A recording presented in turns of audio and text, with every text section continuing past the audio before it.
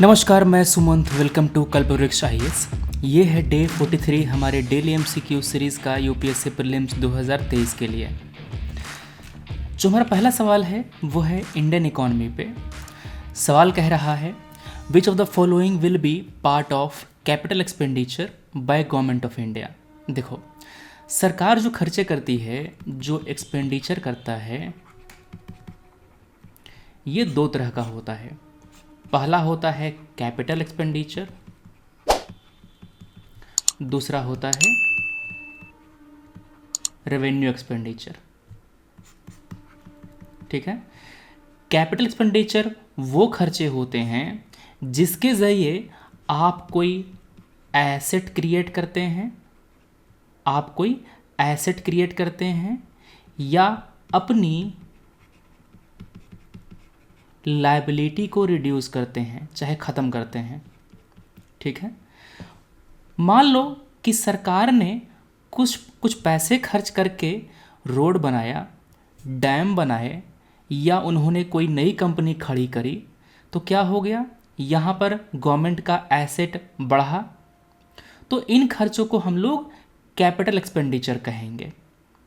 मान लो कि सरकार ने पैसे खर्च किए और अपना जो लोन है वो चुका दिया, तो लोन सरकार की लायबिलिटी थी, क्योंकि उस पर उन्हें ब्याज देना पड़ रहा था, हर साल पैसे उधार थे। तो लायबिलिटी रिड्यूस करने के लिए किया गया खर्चा, एसेट को बढ़ाने के लिए किया गया खर्चा, ये कैपिटल एक्सपेंडिचर कहलाता है। ठीक है। रेवेन्यू में क्या होता है, ना तो एसेट क्रिएट होगा, न ही लायबिलिटी कम होगी। ठीक है। यहाँ पर केवल और केवल जो रूटीन खर्चे हैं, रूटीन एक्सपेंडिचर जो हैं, ये होगा। फॉर एग्जाम्पल, मान लो कि गवर्नमेंट किसी को सैलरी देती है, किसी को पेंशन देता है, ठीक है ना, सब्सिडी देती है, ठीक है ना। तो ये जो खर्चे हैं ये सब रूटीन खर्चे हैं, इससे कोई एसेट क्रिएट नहीं हो रहा, इससे कोई लायबिलिटी कम नहीं हो रही, इसको हम रेवेन्यू एक्सपेंडिचर कहते हैं। तो repayment of loan by central government ने लोन को चुका दिया, तो यहाँ पर हमारा जो लायबिलिटी है वो कम हुआ, तो ये कैपिटल एक्सपेंडिचर कहलाएगा। Grants given by central government to state government, central government ने जो ग्रांट दिया है स्टेट गवर्नमेंट को, वो कैपिटल एक्सपेंडिचर में नहीं आता, ये रेवेन्यू एक्सपेंडिचर में आएगा। अब स्टेट गवर्नमेंट इस पैसे का क्या करेगा, कौन जाने। हो सकता है कि स्टेट गवर्नमेंट उसके लिए सैलरी दे उस पैसे को यूज़ करके। Loan by central government to state government, ये लोन दे रहा है, ठीक है ना, और लोन जो होगा वो अब सेंट्रल गवर्नमेंट के लिए एसेट का काम करेगा। क्यों? क्योंकि इस लोन पर सेंट्रल गवर्नमेंट को ब्याज मिलेगा ना। तो यहाँ पर लोन एक एसेट की तरह है, सेंट्रल गवर्नमेंट इससे पैसे कमाएगा, तो थर्ड यहाँ पर करेक्ट है। ठीक है। दूसरा गलत था, तो क्या आंसर आ गया, 1 and 3 B will be the correct answer. Clear है। तो आपने समझा कि क्या होता है कैपिटल एक्सपेंडिचर, क्या होता है रेवेन्यू एक्सपेंडिचर। रेवेन्यू वाले में salary, interest payment, pension, subsidies, grants, ये सब चीज़ें आती हैं। ठीक है। कैपिटल एक्सपेंडिचर में इन्वेस्टमेंट, अगर किसी को लोन दिया है वो आएगा, अगर कोई कंपनी एक्वायर करी है वो सब चीज़ें आएंगी। ठीक है। अगला क्वेश्चन है आपका साइंस एंड टेक से स्पेस के बारे में। टेस के बारे में सवाल पूछ रहा है। टेस क्या है? क्या ये एक प्लेनेट हंटिंग स्पेसक्राफ्ट है? क्या एक एनजीओ है जो टाइगर की जनगणना में इस्तेमाल किया जा रहा है? क्या ये एक न्यूट्रिनो लेबोरेटरी है? None of the above. टेस जो है वो एक प्लेनेट हंटिंग स्पेसक्राफ्ट है। होता क्या है, यहाँ पर देखो, ये एक तारा है, ये एक स्टार है। इस स्टार के सामने से अगर ये ग्रह गुजरेगा तो कुछ टाइम के लिए जो तारे की चमक है वो कम होगी, जितना ब्राइटनेस पहले था उससे ब्राइटनेस थोड़ी सी कम हो जाएगी ना। क्लियर है? तो इस टेस्ट स्पेसक्राफ्ट के ज़रिए हम इस तारे का जो ब्राइटनेस है वो चेक करते रहते हैं। अगर ब्राइटनेस ऊपर नीचे हो रही है मतलब कि वहाँ से कोई ग्रह गुजर रहा है, मतलब कि उस तारे के आसपास कोई ग्रह चक्कर काटता है। ठीक है ना? तो ये तरीका है, ये मेथड है जो टेस यूज़ करता है। टेस का मतलब होता है ट्रांजिटिंग एक्सोप्लैनेट सर्वे सैटेलाइट। एक्सोप्लैनेट का मतलब ये है कि वैसा प्लेनेट जो हमारे सोलर सिस्टम के बाहर है, हमारे सौर मंडल के बाहर है। ठीक है? ट्रांजिटिंग का मतलब क्या है? वो मूव कर रहा है, वो किसी तारे के सामने से मूव कर रहा है। ठीक है? इस चीज़ को ऑब्जर्व करके हम लोग मास, साइज, डेंसिटी और जो ऑर्बिट है वो स्टडी कर सकते हैं।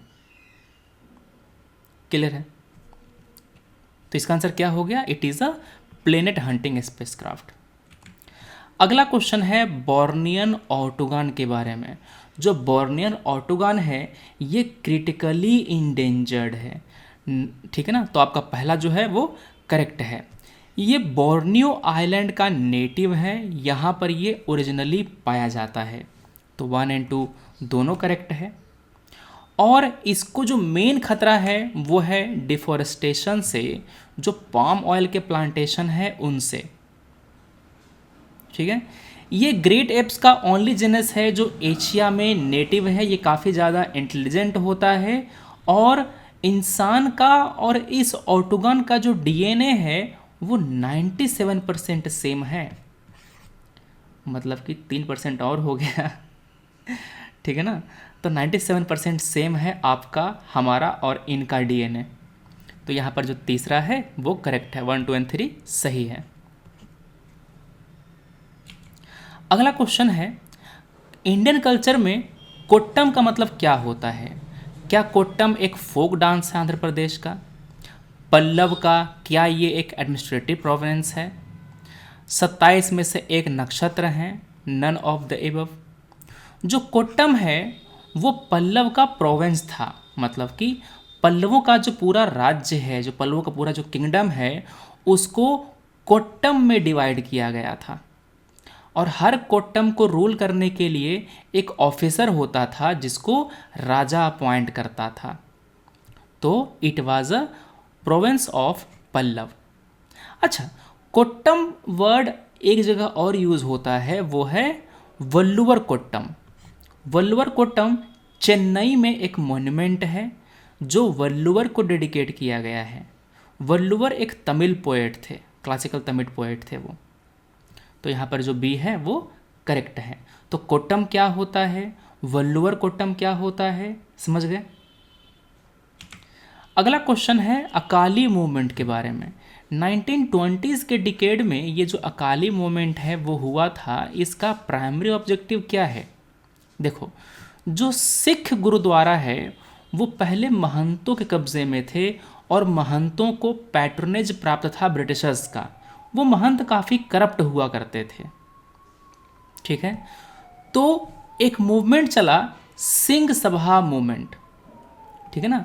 सिंह सभा मूवमेंट का एक पार्ट था अकाली मूवमेंट। ये अकाली मूवमेंट चलाया गया था ताकि ये जो सिख गुरुद्वारा हैं उनको करप्ट महंतों के चुंगल से आज़ाद कराया जाए। ठीक है? काफ़ी प्रोटेस्ट हुआ। उसके बाद ब्रिटिशर्स ने एक सिख गुरुद्वारा एक्ट पास किया 1922 में। ठीक है? इस एक्ट के ज़रिए जो गुरुद्वारा को कंट्रोल करने का पावर था वो सिख जनता को दिया गया। मतलब कि एक कमेटी बनाई गई, शिरोमणि गुरुद्वारा प्रबंधक कमेटी, SGPC। यही है जो गुरुद्वारों का जो मैनेजमेंट है, एडमिनिस्ट्रेशन है, वो करती है। तो अकाली मूवमेंट का पर्पस क्या था? सिख गुरुद्वारा को लिबरेट करना करप्ट महंतों के चुंगल से। तो आपका पहला A is the correct answer. ठीक है?